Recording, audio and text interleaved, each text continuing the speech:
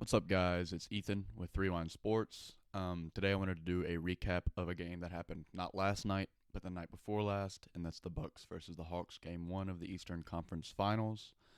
I was unable to do this recap yesterday because I had a busy day, but I still wanted to do it because it's an important game.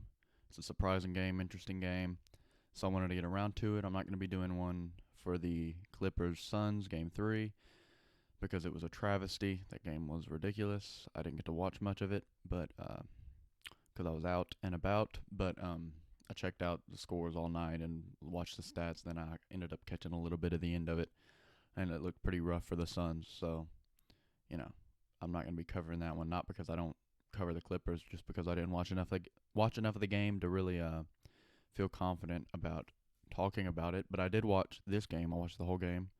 Hawks versus Bucks Game One, and it was a good enough game that I think it deserves to be talked about. I think it also is pretty important for the remainder of the playoffs that this game gets talked about and a little bit of analyzed. I'm not going to go way into deep waters about stats and all this and that and game plan, but yeah, the Bucks got killed.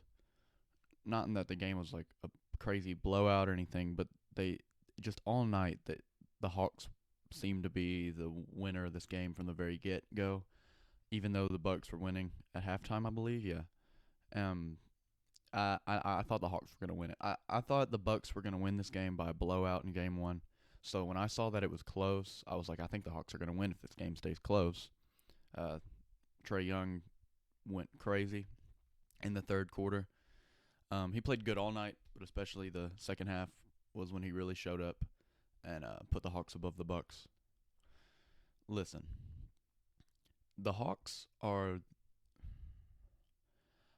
I think they're the most fun team to watch in basketball. Unless I'm missing somebody, uh, I can't think of anybody. The Suns are pretty good when they're on, but and the Knicks were good pre-playoffs to watch. But I think the Hawks are the most fun team to watch in basketball. Trae Young is obviously a box office attraction. You know, he's going to do his thing every night. He's a great player. He's a superstar. He's a top 15 player in the league. People don't like to admit that. He's not better than Luca. Been seeing that go around. I just wanted to mention that real quick. Sorry. I know it doesn't have much to do with this video, but I wanted to throw that in there. I'm not going to make a whole separate video about how Luca's better than Trae, but he is. But no, Trae's a top 15 player, and he's a box office attraction, and he's going to do his thing every night. But people forget about players like John Collins, who had a good game, a really good game, actually. Kevin Herter, who had a down game from his previous game, but still pretty good. Gallinari is always fun to watch. Clint Capella is a good, solid center who's pretty fun to watch. I mean, he gets a lot of rebounds, and he's pretty athletic under the rim.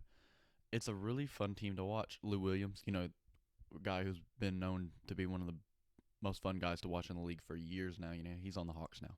So this team, guy after guy after guy, just makes for a great team. And it's weird because we're not used to seeing that from the Hawks. Even when they've been good, they were kind of boring, like the Paul Millsap, Jeff Teague era, Kyle Korver era. They were really good. Obviously not good enough to beat LeBron, but very good. They were still kind of boring. This team's very good and they're really fun to watch as well.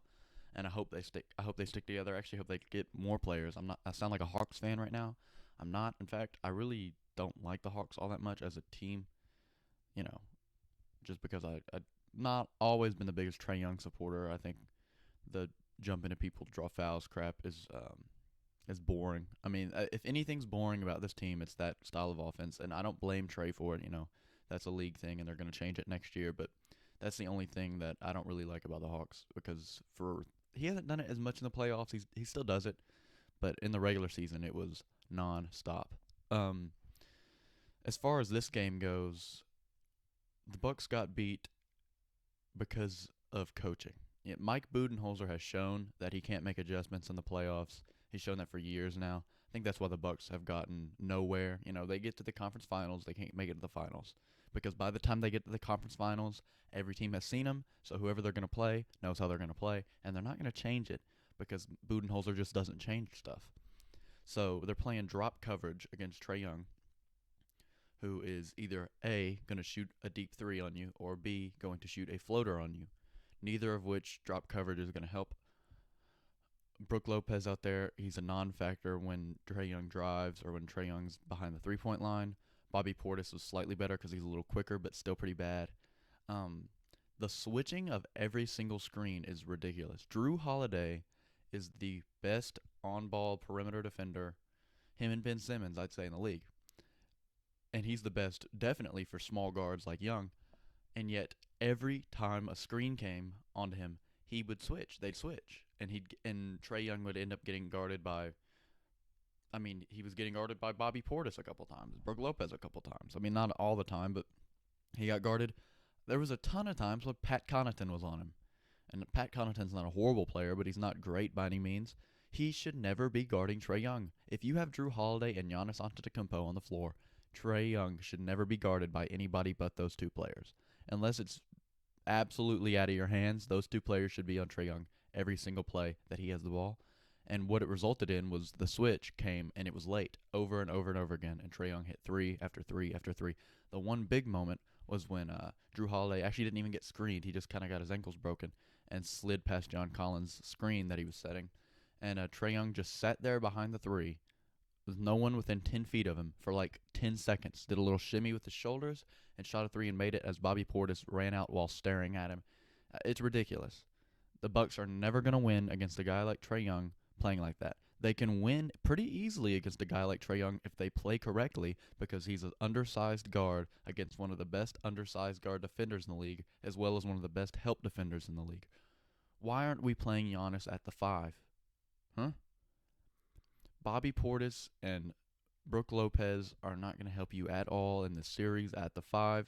They can give you some offense, like a couple threes. Neither of them are super great interior threats. Brook Lopez is okay, but really neither of those guys need to be playing extended minutes. I know Brook Lopez is your center, but still, just doesn't need to be playing extended minutes. Giannis at the 5 playing help defense is a lot more helpful for the Bucks than either of those guys. Budenholzer is going to kill this team. I mean, really, this team is not going to make it to the NBA Finals with Giannis and Mike Budenholzer together. Now, I'm not saying the series is over. It was one game, and I think the Bucks are going to take Game 2 at home, and I think they're going to still win at Atlanta. And the Game 5 is going to go. We're going to go into Game 5, and it's going to be tied 2-2, and that's when we're going to really see the series break down, and then we can decide who's going to win it.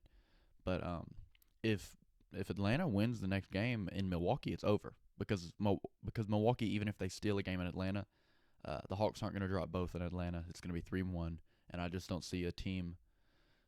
Well, it's hard to come back from 3-1 anyway, but I don't see a team led by Mike Budenholzer coming back from 3-1 at all.